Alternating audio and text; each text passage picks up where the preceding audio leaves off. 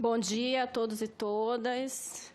Agradeço o convite de estar aqui hoje e fico muito feliz de poder estar aqui com tantas amigas feministas da nossa causa, debatendo esse tema que para nós nos é tão caro. Bom, primeiramente, o Brasil, como já foi dito pelo nosso senador, hoje ele ocupa o 5º lugar no ranking de violência contra a mulher. Esse vergonhoso 5º lugar. Ele saiu de 7º lugar e foi para o 5º lugar. Ele hoje apresenta 47 mil estupros anuais, mas quando nós falamos especificamente da violência sexual, nós estamos aí diante de uma subnotificação de 90% de casos. Ou seja, são 90% de mulheres que, por algum motivo, não denunciam a violência que sofreram. E 90% de homens que estão aptos a cometerem outro tipo de violência. 1 a cada 3 mulheres sofrem ou sofrerão algum tipo de violência. E para que nós possamos compreender o porquê de tanta violência contra a mulher, como foi bem exposto pela doutora Valesca, nós precisamos compreender o que é gênero. Essa palavra que no Brasil se tornou um palavrão, enquanto que em outros países, gênero é dado nas escolas. Na Austrália, nós temos universidades que dão aula de feminismo. No Brasil, nós presenciamos aí um desmantelamento do nosso sistema educacional. Mas o gênero nada mais é do que você compreender que nós temos um sexo biológico, que é homem e mulher, e que nós temos uma construção social de papéis que são desenvolvidos pela sociedade, do feminino e do masculino. E nós vamos entender também que o feminismo ele tem os seus papéis voltados para o âmbito privado e o masculino para o âmbito público. A mulher, ela sempre foi alijada do âmbito público. No Brasil não, eu gosto sempre de falar assim de uma formação, de uma construção do sujeito de direito mulher, porque essa formação de sujeito de direito mulher, ela se deu um século depois do sujeito de direito homem.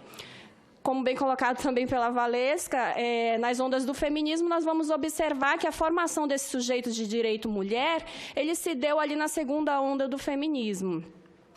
Mas, quando nós analisamos a história, nós vamos observar que, desde ali da Convenção dos Direitos do Homem e do Cidadão, essa convenção era voltada apenas para homens, porque 3 anos depois nós tivemos Olympe, que emitiu a Declaração dos Direitos da Mulher e da Cidadã, e ela foi condenada à morte por rebeldia.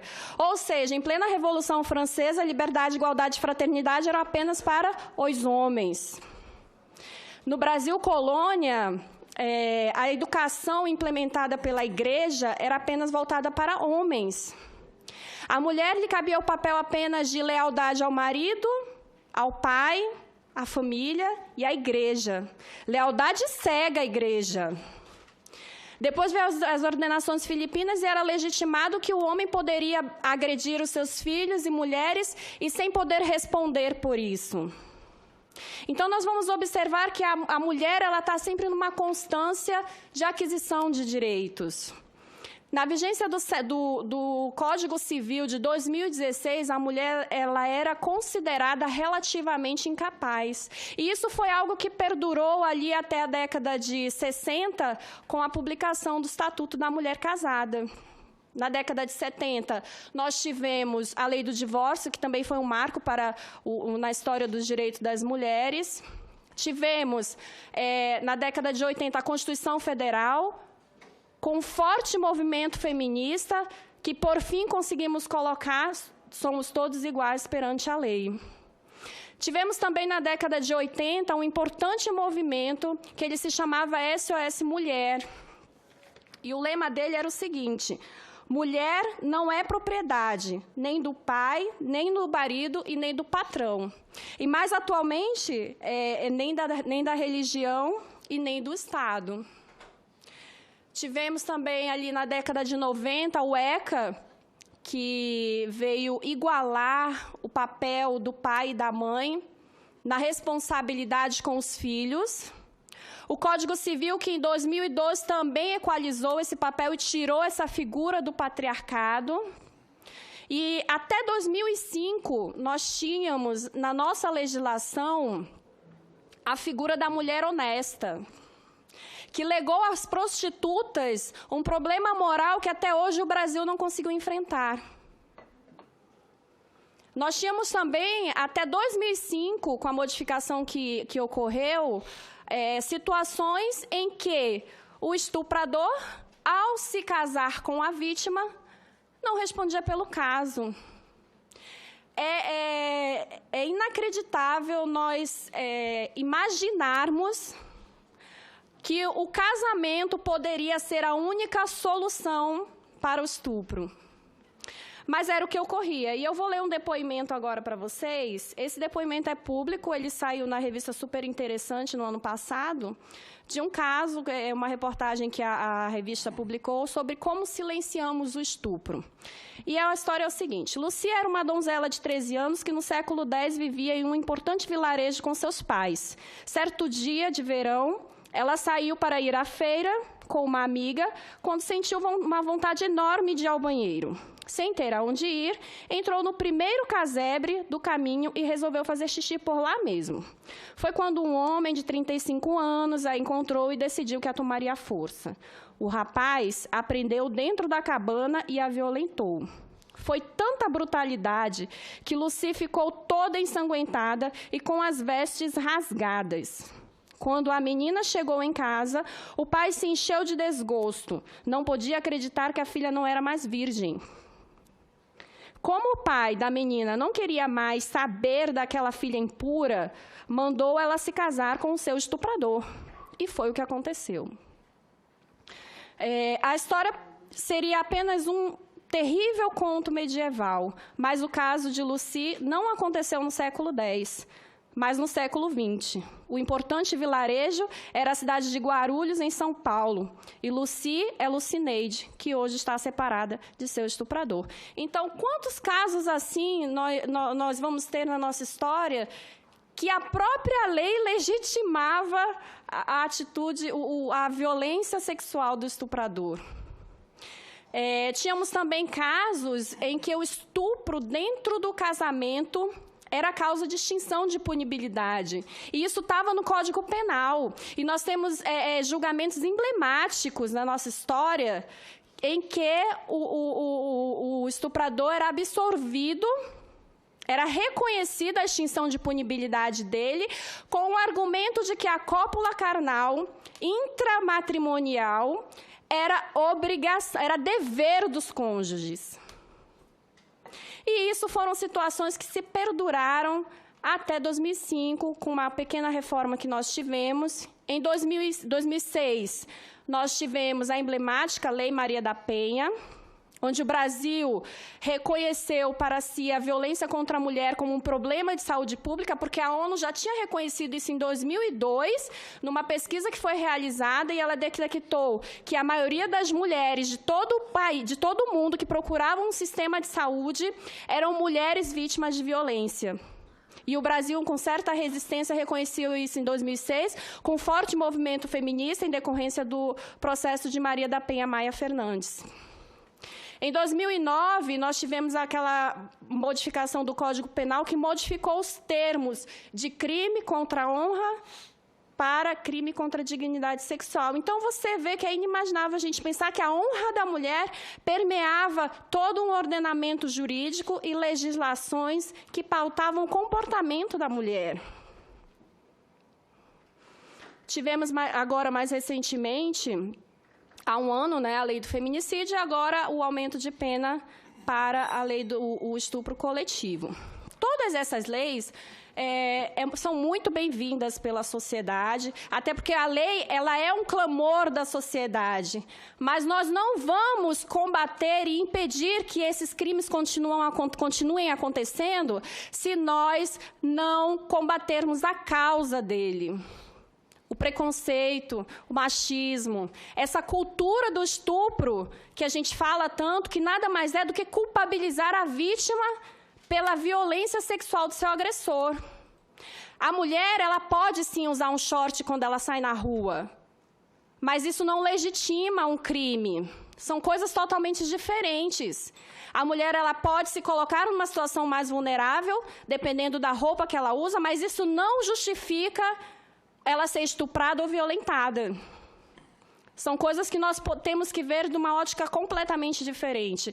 O que nós vamos dizer para as mulheres vítimas de violência sexual, que em geral são 50% crianças, 20% adolescentes, 30% mulheres. No Estado não pode se dizer simplesmente se respeitem, como foi dito em audiências passadas. Crianças e adolescentes que são estupradas 70% dentro de suas casas por seus pais e familiares. Bom, então, já acabou meu tempo, mas... obrigada. Então, assim, temos coisas que nós precisamos enfrentar. Nós precisamos controlar a mídia, responsabilizar a mídia, não podemos admitir a sexualização do corpo da mulher na mídia, e o marketing, ele tem uma ideia muito cruel da mulher, porque ela se baseia e formula a sua estratégia pela pirâmide de Maslow. E se você observar a pirâmide de Maslow, a base dela é o quê? É o consumo. São necessidades fisiológicas. E ele coloca a mulher exatamente nesse patamar da necessidade fisiológica e de consumo do homem, como um mecanismo para aumentar a sua venda, a publicidade e aumentar a renda, obviamente.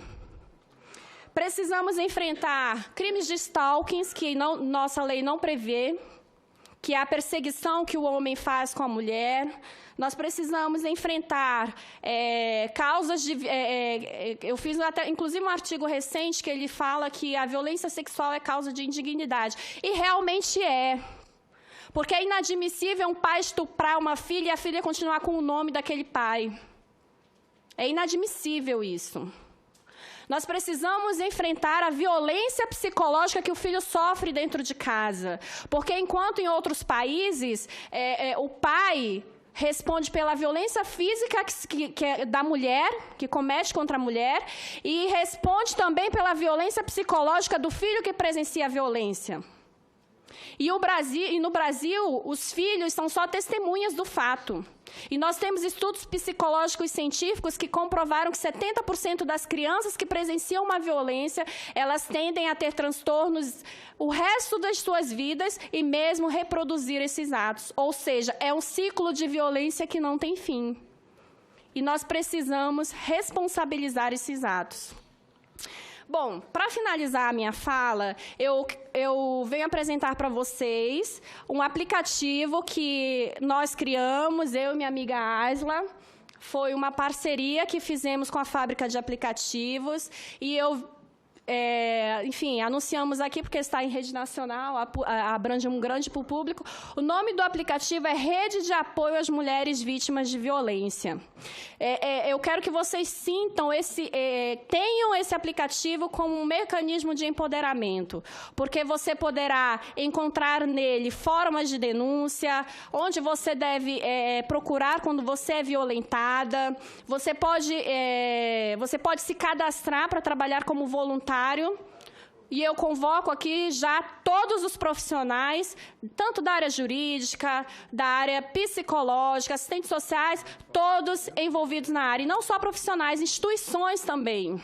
Instituições governamentais e não governamentais. Porque quando a gente só vai conseguir combater esse câncer... Eu perguntava aqui, porque eu entendo pouco desse negócio de WhatsApp, essa coisa toda.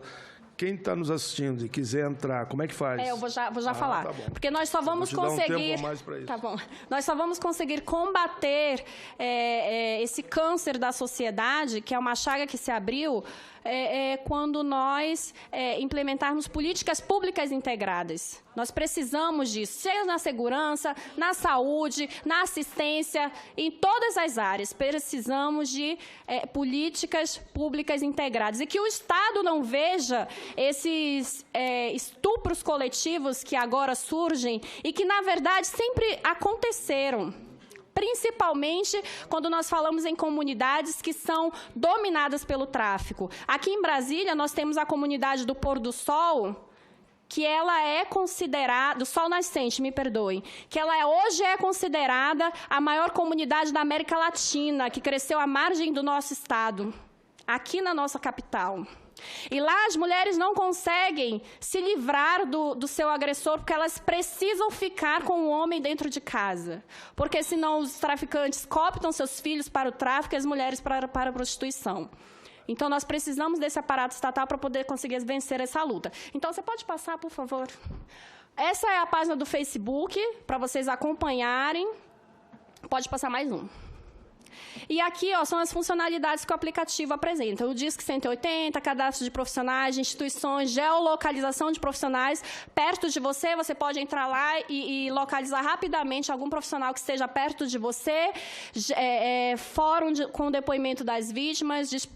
Hoje, ele já está disponível na rede da Google, na loja da Google, me perdoem, que é a Google Store, e também estará disponível para iPhone, mas a Apple Store ela demora uns dias já, né? Ótimo, obrigada. Isso mesmo. Então, vocês já podem baixar. É a nível nacional e vocês podem se cadastrar em qualquer lugar do Brasil. Eu agradeço aqui imensamente a parceria que nós fizemos com Aplicativos Fáceis, que é o Dr. Marcelo, que ele conseguiu compreender de uma forma muito sensível todas aquelas necessidades que nós esperávamos desse aplicativo. Isso aí foi um projeto idealizado assim com muito carinho e há muito tempo. Não foi de agora, não. Tem assim uns 6 meses, né, mais ou menos, que nós estamos trabalhando nesse projeto e ele, com toda a sua equipe, com muito carinho, conseguiu desenvolver essa ferramenta que é para todos nós. Muito obrigada. Muito bem. Doutora Aline de Souza Marques, representante da Comissão de Combate à Violência, da Violência Familiar da UOB. E, ao mesmo tempo, deixou aqui essa contribuição com o aplicativo para que todos possam interagir.